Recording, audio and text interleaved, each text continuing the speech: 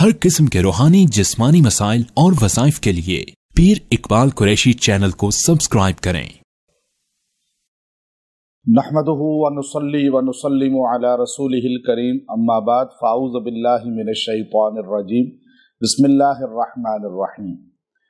दुनिया के हर मैदान में मुकद्दमात से इंसान का पाला पड़े या किसी और ऐसी मुहिम में जिसमें ये उलझ जाए, उसमें कामयाब होने के लिए, अल्लाह की मदद हासिल करने के लिए एक कुरानी अमल है जो अल्लाह रब्बुल इज़्ज़त ने ग़ज़वा बदर में सहाबा इकराम रिज़वानुल्लाह ताला अलैहिम अजमईन के लिए बयान फरमाया और अल्लाह ताला ने उनकी मदद फरमाई, नुसरत फरमाई जब सामने असबाब कोई नज़र नहीं आ रहे थे। आज दुनिया में इंसान उलझ जाता है और चूँकि अभी फितनों का दौर है तो हर बंदा किसी न किसी मसले में उलझा रहता है, चाहे वो अदालत का हो, चाहे वो कचहरियों का हो, चाहे थानों का हो, चाहे अपने ही ख़ानदान बरादरी बिजनेस का लेन देन के मामलात हैं, और इंसान उसमें नाकामी की तरफ जाता है और उसको मदद किसी के नज़र नहीं आती। बाज़ औक़ात ऐसे होता है कि इंसान अपना वकील जिसको करता है वो वकील ही बिक जाता है और वो उसको डाउन करता है और वो मुखालिफ के साथ मिलकर इसके लिए नुकसान दर नुकसान बनता चला जाता है। बड़ी तादाद में लोग ऐसे मिले हैं जिन्होंने बताया कि हमने इतना पैसा वकील को दे दिया और हमारा वकील हमें लटकाए हुए है और दूसरे लोग जो है वो फ़ायदा उठाई जा रहे हैं। अब मजलूम जो है वो जालिम के चुंगल से निकल नहीं पा रहा। थाने कचहरियों में भी यही होता है हमारे यहाँ कि थाने बिक जाते हैं, तफ्तीशी बिक जाता है और वो ऐसे मामलात शुरू कर देता है जिसकी वजह से जो है इंसान मजीद उलझ जाता है, मजीद फंस जाता है। तो यहाँ आप जिस पर एतमाद करते हैं, अक्सर पंचायत बनती है, जिरगे बनते हैं। अभी एक पार्टी आई, जिरगा उनका हो रहा है। अब वो यूनियन फैसला कर रही है लेकिन यूनियन जो है वो मुखालिफ के साथ मिल गई है। अब ये चीज़ें दुनिया में आपको आम मिलती हैं। इंसान जिसके पास फैसला लेके जाता है वो उसको ज़बान तो बड़ी अच्छी इस्तेमाल करते हैं और उसको इतना इत्मीनान दिलाते हैं, लेकिन दर हकीकत वो अंदर से इसके नहीं होते और इसको हेल्प नहीं करना चाहते, बल्कि इसके खिलाफ ही फैसला करने की एक जहन में सोच लेके बैठे होते।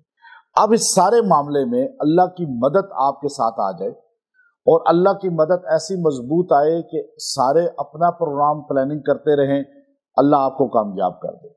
तो इसके लिए ये आयत करीमा बहुत ही मुस्तहकम आयत है। बदर में जो लोग सामने आए थे सहाबा इकराम रिज़वानुल्लाह ताला अलैहिम अजमईन के मुकाबले पर, वो अपने ही लोग थे, अपना ही खून था, अपना ही ख़ानदान था, अपनी ही बरादरी थी। फिर वो मोहब्बत भी करते थे, दमे मोहब्बत भी भरते थे जब मिलते थे गलियों मोहल्लों में, लेकिन जब तलवारें निकली तो पता चल गया कि ये असल में इनके नहीं हैं, ये किसी और को इबादत करने वाले हैं और ये अपने खुदाओं के लिए, बुतों के लिए इन अपने ही रिश्तेदारों से लड़ रहे हैं। आज भी देखिए, पैसा ही खुदा बनाया हुआ है, पैसे के लिए अपना ही खून ख़त्म कर दिया जाता है, अपने ही लोगों को ज़िबा कर दिया जाता है, अपनों ही को जलील कर दिया जाता है, पाबंदे सलासुल कर दिया जाता है।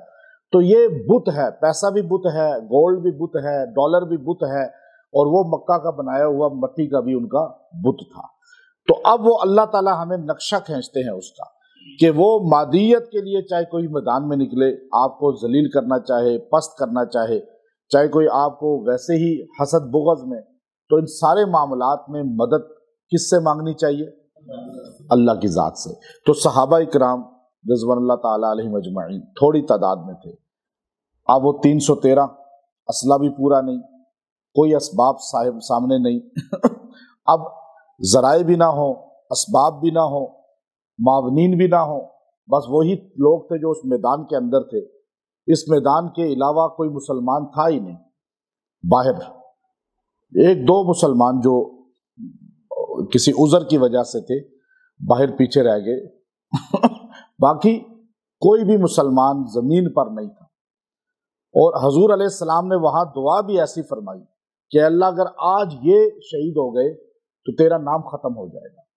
तो अब ये जमात इतनी सी है और बाकी सारे इनके मुखालिफ हैं, तो अल्लाह हमें बता रहे हैं कि बदर का वाक़या देखो, तन्हा थे वो लोग, ज़मीन पर सिर्फ वो मुखलिस थे और वो नीयत खालिस लेकर निकले थे।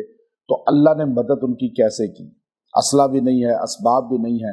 آپ لوگ یہ سمجھتے ہیں کہ ہمارے پاس کچھ بھی نہیں ہے، ہمارے ساتھ کوئی چل بھی نہیں رہا، کوئی معاون نہیں ہے، ہمیں اسباب کوئی نظر نہیں آتے، مقدمات ہیں، جیل میں قید ہو گیا ہے، بند ہو گیا اندر، اب جیل سے نکل ہی نہیں سک رہا کوئی ناحق آپ کا قید ہو گیا ہے، کوئی گم ہو گیا ہے، کوئی اغوا ہو گیا ہے، کوئی آپ کا کیس چل پڑا ہے، کوئی آپ کا فیصلہ نہیں ہو پا رہا۔ اب آپ ان ساری صورتوں میں بدر کو سامنے رکھیں، جب سامنے اسباب کوئی نہیں تھے، تو اللہ تعالیٰ نے کیا فرمایا صحابہ کے متعلق، اس جماعت کے متعلق؟ پھر یہ واقعہ جو قرآن میں بیان ہوتا ہے، اللہ جب پچھلے نبیوں کے واقعات سناتا ہے تو ہمیں عبرت کے لیے کہ آپ اس سے سبق لیں، صحابہ کا واقعہ سناتا ہے تو ہمیں سبق دیتا ہے، میسج دیتا ہے کہ آپ بھی یوں اللہ کی مدد لے سکتے ہیں جب وہ لے سکتے ہیں، آپ کے ساتھ بھی مدد آ سکتی ہے، کیونکہ ہمارے پاس دو نسبتیں ہیں۔ اس زمانے میں صحابہ کے پاس ایک نسبت تھی، صحابہ کے پاس نسبت تھی رسول اللہ صلی اللہ علیہ وسلم کی، وہ صحابہ حضور صلی اللہ علیہ وسلم کو ڈائریکٹ دیکھنے والے تھے، بات کرنے والے تھے، دعائیں لینے والے تھے، وہ نسبت مضبوط ہے، اعلیٰ ہے۔ لیکن ہمیں اللہ نے دو نسبتیں عطا فرمائی ہیں کہ ہم نبی پاک صلی اللہ علیہ وسلم کا نام لینے والے ہیں تو صحابہ کا بھی نام لینے والے ہیں، ان کی بھی شان بیان کرنے والے ہیں، ان کو بھی دفاع کرنے والے ہیں، کہ ان کے مقام کو بھی بیان کرنے والے ہیں، گویا کہ ہم نبی کے ساتھ رہنے والوں کا بھی نام لینے والے ہیں۔ تو ہمارے پاس تو یہ دو نسبتیں مضبوط آ گئی کہ ہم ان کو بھی دیکھ رہے ہیں۔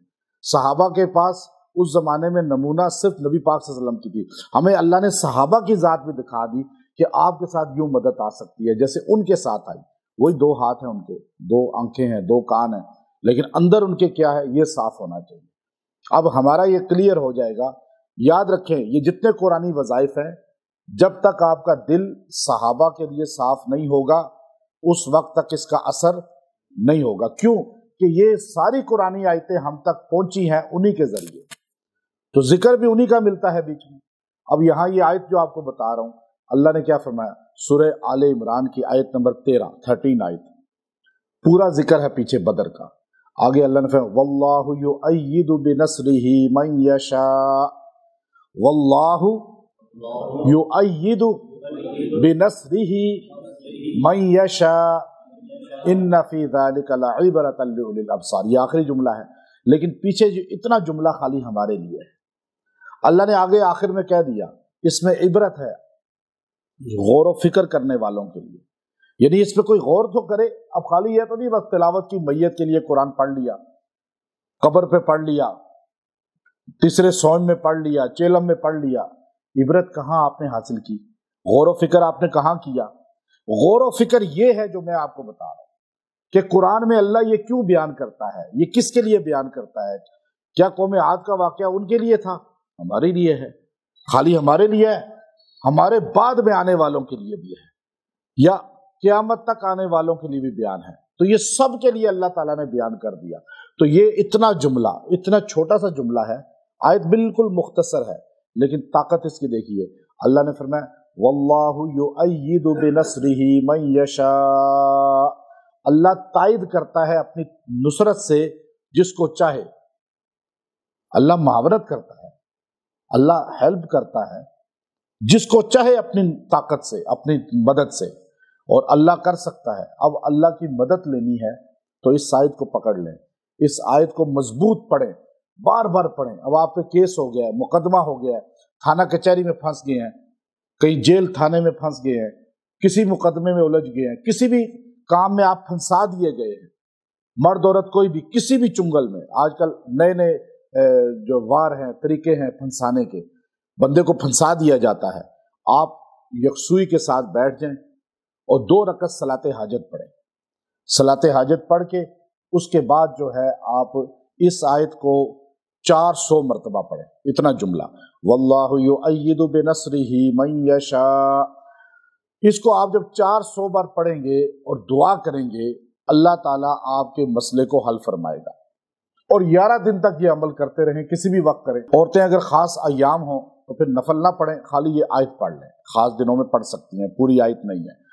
اب آپ دیکھیے یہ اس طرح پڑھ کے آپ جب دعا کریں گے اللہ کی غیبی مدد آپ کے ساتھ چل پڑے گی، آپ کے ساتھ اللہ کی مدد ایسے چلے گی جیسے اللہ نے بدر والوں کی مدد کی ہے، اور یہ آیت ہی بدر والوں کے لیے ہے، پھر بدر والوں کے جو غلام ہیں ان کے لیے بھی ہے، قیامت تک جو ان کا نام لینے والے ہیں اللہ تعالیٰ ان کی مدد فرماتا ہے، اور مدد کی ہے اللہ نے، ہر زمانے میں کی ہے، ہر لمحے میں کی ہے، لیکن جب بھی بندے نے اللہ سے مانگا ہے تو اب یہاں اس آیت کو آپ اپنا زندگی کا لازماً جو ہے جز بنائیں پڑھنے میں، انشاءاللہ اس سے آپ کو فیوض حاصل ہوں گے، فوائد آپ کو ملیں گے۔